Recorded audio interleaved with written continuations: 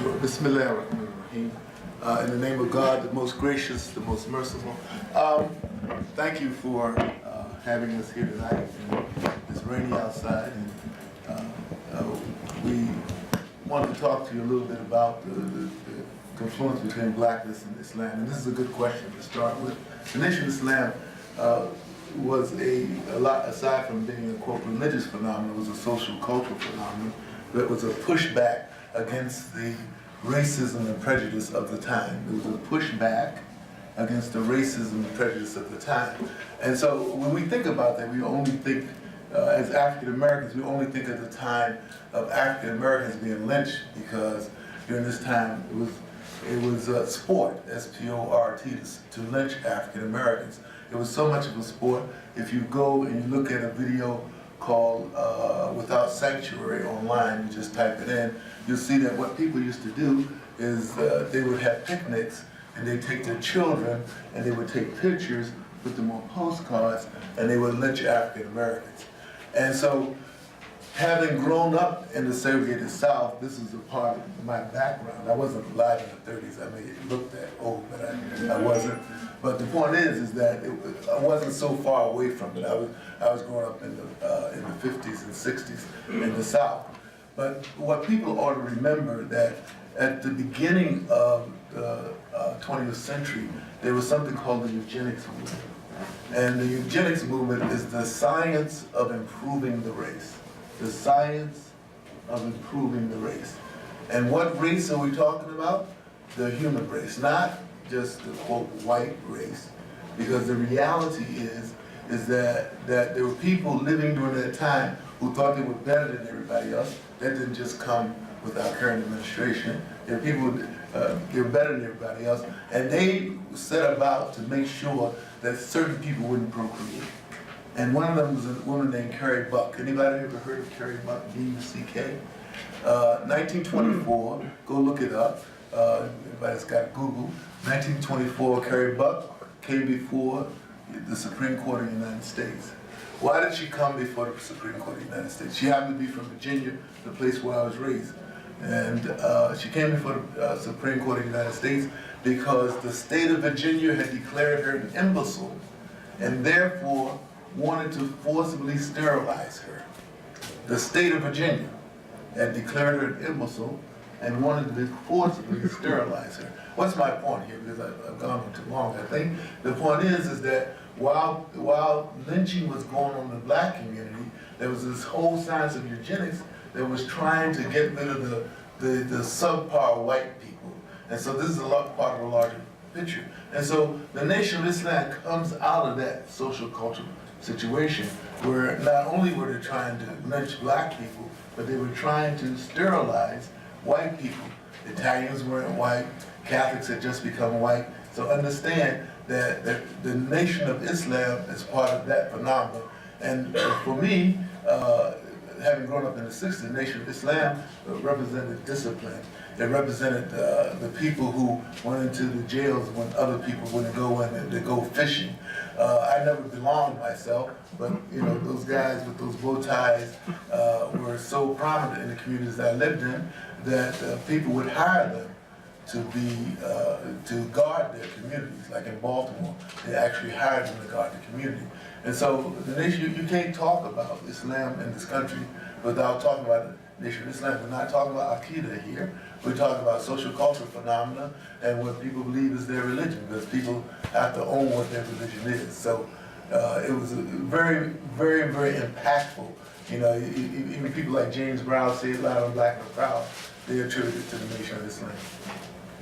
My answer to the question of whether or not there's a stigma of being Muslims in the African American community is yes and no.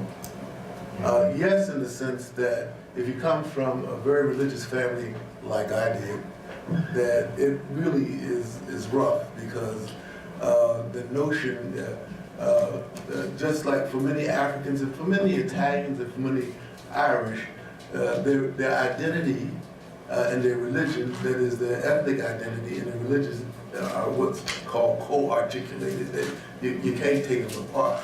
And so there were members of my family who couldn't imagine me not being Black Baptist. You know what? I mean, then you must not be black again, right? Oh, you want to be Muslim now? All right, you're Arab now, right? I mean, that's the way that one rolled.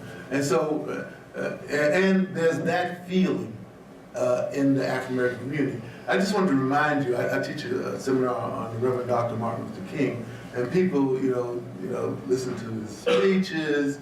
McDonald's puts him on TV, but when he was alive, he was an outlier.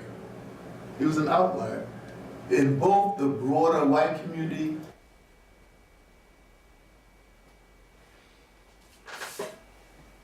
Bismillahirrahmanirrahim. Alhamdulillahi Rabbil Alamin. Ar-Rahmanir-Rahim. Malik Yawmiddin. Iyyaka na'budu wa iyyaka nasta'in. Ihdinas siratal mustaqim. Siratal ladzina an'amta alaihim ghayril maghdubi alaihim waladdallin. Amen. The English translation of that is, in the name of Allah, most gracious, most merciful, all praises and thanks be to Allah, Lord of the Alameen, mankind, jinn, and all that exists, the most gracious, the most merciful, the only owner and the only ruling judge of the day of recompense, the day of resurrection. You alone we worship, and you alone we ask for help. Guide us to the straight way, the way of those on whom you have bestowed your grace, not the way of those who have earned your wrath. And with that, I welcome you to another episode of the History Community Live and Diversity of Most American in New England. I'm Hassan Rashid, your host, and it's always excellent being here with you. And thank you once again for joining us this week for another episode of the History Community Life Diversity of Most Americans in New England. So I guess you wonder what that opening video was about. Well, it was about, since this is Black History Month, I thought it would be appropriate to air a video. Well, this special video in regards to Black History Month was, I guess, sponsored and produced by the Council of American Islamic Relationship, and it was their secretary, Professor Jones, is at a presentation on blackness and Islam at the University of George Washington down in Washington, D.C. So, time permits, we're gonna try to get back to that video and let Professor Jones explain some very sensitive things about Black Americans in Islam here in the Western Hemisphere, especially the United States. Okay, I'd like to get your attention for a moment and about some things that's happening right here at the CCTV. Okay, right now CCTV seeks candidates for its board of directors. That's if you or someone you know is interested in serving, please come into CCTV, or you can come in at 438 Massachusetts and get a form so that you can submit your ballots and help appoint someone to the board of CCTV. Cambridge Community Television is governed by a board of directors that includes both appointed and elected seats. This year there will be 4 elected openings on the board, which will be filled at the annual meeting. 2 of the 4 will be 1-year terms for member representatives. The remaining 2 will be full 2-year seats. Individuals are sought who broadly represents the community served by CCTV. If you are interested in serving on the CCTV board of directors, please read the following and submit the nomination form on the back of this sheet. The full board meets monthly. Board members also participate in community meetings that are held as needed. Nominees for the board of directors may be CCTV members or non-members. Members' representatives must be access members of CCTV. So there are committees too.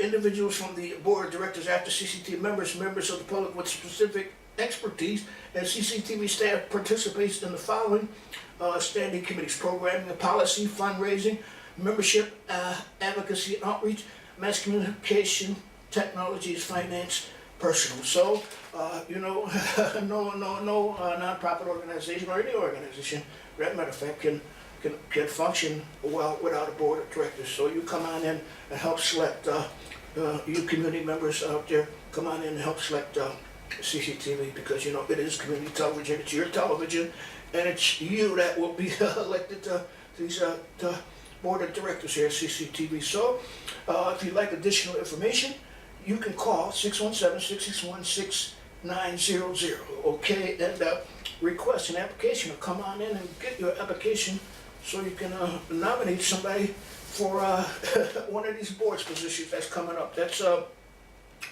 CCTV candidates for board of directors. Okay, okay, we're gonna move right along here. I got a announcement about an event that's it's coming up pretty soon at Harvard University, and this event is sponsored by the Massachusetts Peace Action Council, and they're located. Their home office is right here in Cambridge. That's 11 Garden Street, Cambridge, and their number is 617-354-2169.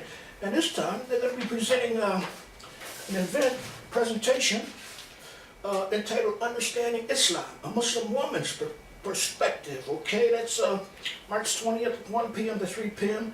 A Muslim woman's perspective on the essence of Islam, the diversity of the Muslim world, and its relationship with the West. Okay, so it's this event is sponsored by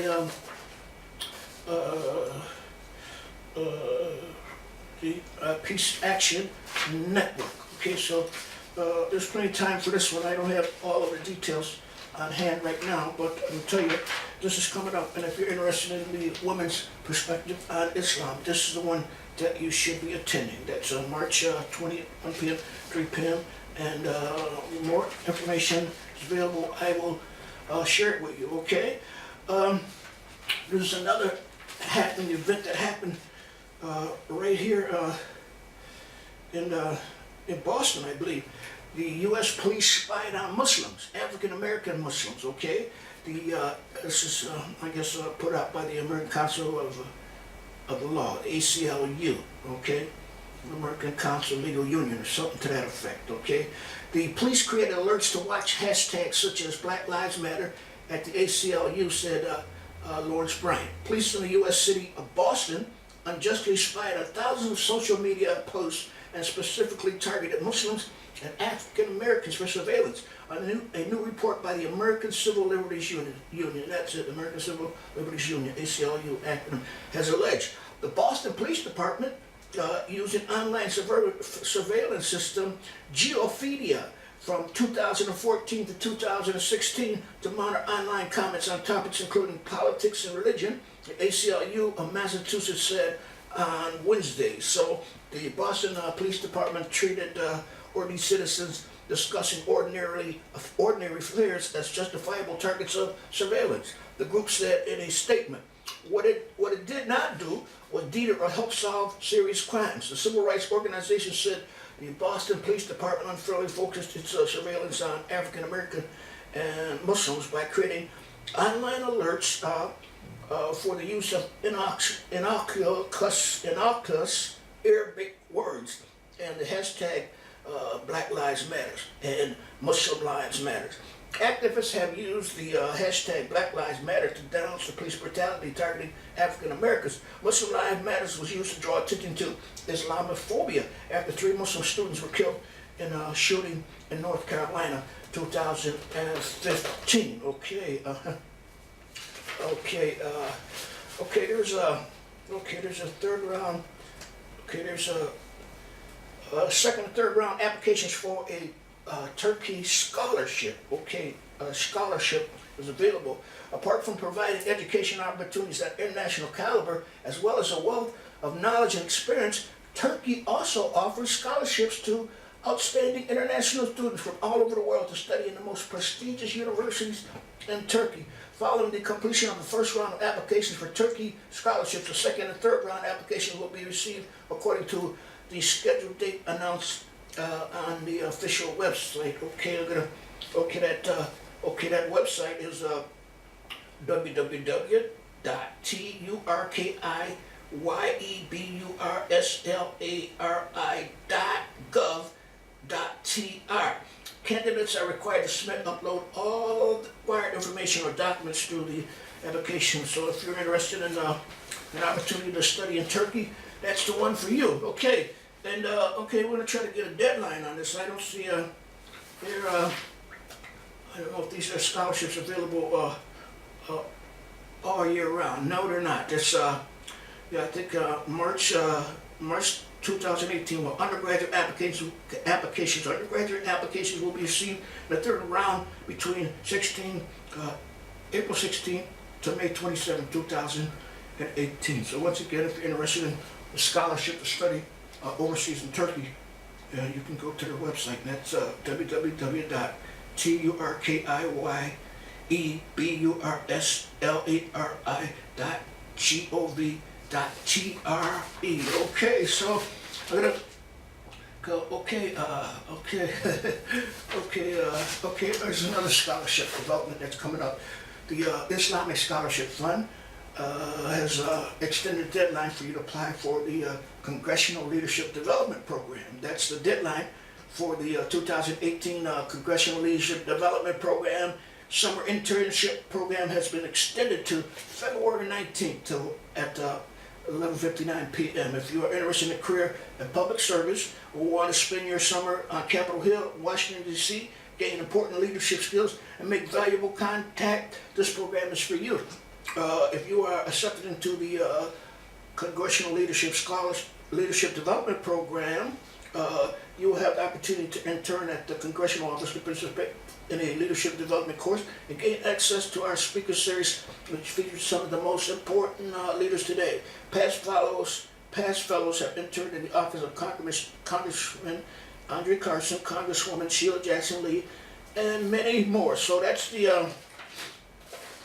Islamic Scholarship Fund and their Congressional Leadership Development Program. That's a program where they send the intern down to Washington, D.C., and they intern and learn all aspects of government, federal government, okay? So if you'd like additional information, you can go to the website, IslamicScholarshipFund.org.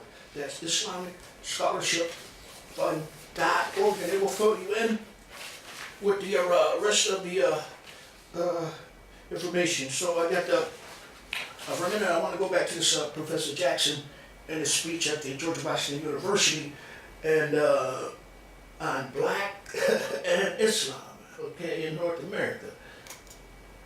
And the black community as well. Go back and look at the history. That is, he was known as a troublemaker because he stood up for what he believed in and was based on his faith. And so here's my point, that Muslims are often known as troublemakers because we stand up for what we believe in our faith, and Malcolm X being a good example of it. But on the other hand, in the community where I live in New Haven, when I go to a masjid called Masjid al-Islam that was founded by Imam Zaid Shaker and some other African Americans, but it's always been a multicultural masjid. When we talked about leaving the community said, no, you can't go, because we added value to the community. So that's why I say yes and no, because some people have feelings because they see Muslims as outliers, as taken away from their churches. But on the other hand, in that particular community, and often the police department said that the masjid was a stabilizing force in that community, and people didn't want us to go. The essential point here is that, as I understand Islam was a seismic cultural shift on the Arabian Peninsula 1,400 years ago.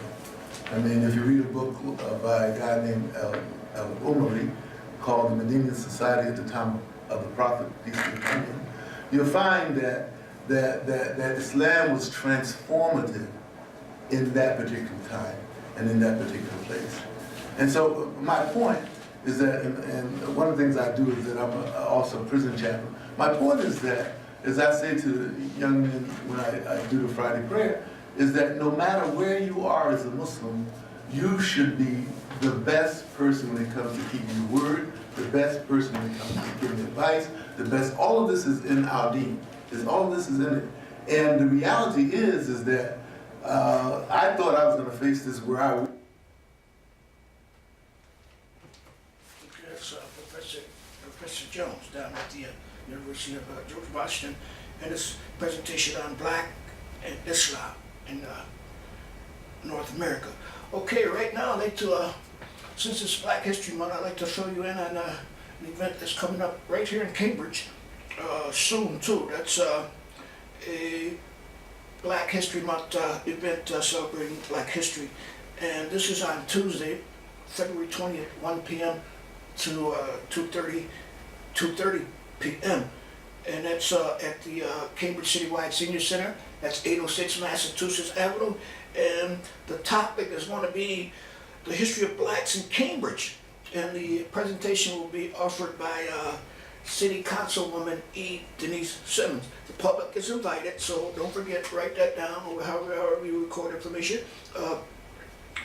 That's Celebrating Black History, Tuesday, February 20th, 1 to 2:30 p.m. Topic, the history of blacks in Cambridge. Presentation by City Councilor E. Denise Simmons. So don't miss that one. That's all about Cambridge. And you should know, if you reside here in Cambridge, you should know more about the place that you reside in, the environment, okay? And that's, okay, and okay, another one, since we're running out of time, I want to try to get this in for you. The Haitian community, that's the Haitian American United Incorporated, would like you to help them establish in Boston, Massachusetts, the Toussaint Louverture Cultural Center, a project of the Haitian American United Incorporated and its partners to promote and preserve the rich and vibrant Haitian heritage and culture. So if you'd like additional information on how you can help to establish the Toussaint Louverture Cultural Center, a project of the Haitian American United Incorporated, you can call 617-417-8421, or you can email. It's unity@hauinc.org. That's a project to establish the Toussaint Louverture Cultural Center, the project of the Haitian Americans. Okay, so you don't you forget to call those people and help them out, all right? The Haitian people. Okay, you know, this time of year, every February, there's what is known as, in the black community, what is known as Savior's Day, okay? And the late Imam W.D. Muhammad, I'm going to quote something that he said. He said, Savior's Day should be a day to focus on history, not for the sake of just recalling history, but also to benefit from the best of our past history. That is what it should be about. So, on February 24, 2018, 11 a.m. to 10 p.m., commemorative program, Hadid Award, the Night of Jazz. That's the community of Imam W.D. Muhammad and those associated with the legacy of the Honorable Elijah Muhammad are celebrating Savior's Day the weekend of Saturday, February 24th, 2018. Mark that down on your calendars now. Happy Savior's Day to all of our brothers and sisters, and special thanks to you and doers for our pioneers. That's Friday, is a Friday June and Plantation Tour. Sunday, day of service, that's Savior's Day program. Okay, Southern University at New Orleans. That's 6400 Press Drive, New Orleans. And that's, the event is being sponsored by the community of the late and great Imam W.D. Muhammad. So I just want you to pass that on. And they're at, once again, Southern University of New Orleans, 640 Press Drive, New Orleans. So I don't have any other contact information on that, but it's getting close to that time. And okay, also, there's another event, but this is going to happen, transpire March 17th to 18th. That's the first annual Black American Muslim Conference, Empowering Through Healing, okay? And we'll be hearing more about that right here, okay? Once again, forgive me, I just said there was no more contact information on the Savior's Day event, but I just located something. There's a phone number, that's 708-679-1587 that you can call for additional information. Also, there's a website, themosquecares.com. Savior's Day 2018, Mosque Cares Ministry, Imam W.D. Muhammad, February 24th, Southern University of New Orleans, rising towards the full excellence of human potential in the land of plenty. Okay, once again, the theme of that is rising towards the full excellence of human potential in the land of plenty. Okay, I just want another reminder before we leave you. Once again, now on February 10th, 1 to 2:30 p.m. at the Cambridge Citywide Center at 806 Massachusetts, they're going to be celebrating Black History Month, and the theme of the topic, talk presentation by City Council E. Denise Simmons, the history of blacks in Cambridge. Okay, so you go on, you come on out that day and help the sister out in her presentation, the history of blacks in Cambridge. So with that, that's just about all I have for you today. And during this, what is this, second week of Black History Month, and hopefully we'll have some more next week. So once again, thank you for joining us. I'm Hassan Rashid, your host. You know, and always leave you the fact that superialism can never be subjected by inferialism. So until next time we meet, I leave you with the international universal cordial of peace, and that is in the Arabic language, Assalamu alaikum. Worked, and the reality is that lots of people come to me and say, why can you remain so calm in the face of all this stuff going on? And I say, because I know somebody else is in charge. And so I think, I don't feel stigmatized by Islamophobia, but it might be because, you know, I'm a teacher and I'm usually in a situation where I'm up front doing the teaching. A joke is that I teach first year students, and now students Google you before they come to class, right? They're not walking in there cold. And so I say, how many people in here ever had a black professor? Maybe only 3 out of 20 people raised their hand.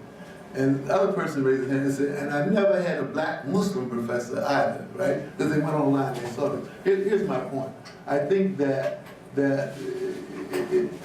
part of the response is to be a person who is a person of value. The name for Prophet Muhammad, peace be upon him, before he became the prophet was Alameen, was as a trustworthy one. And so that would be my general advice. And let me end by saying, I'm not saying that you shouldn't fight Islamophobia and racism. I think that Muslims should be on the front line of fighting both. But what I am saying, that one of the best methods for fighting it is living by the values that you profess. I think that how you solve a problem depends on how you define the problem.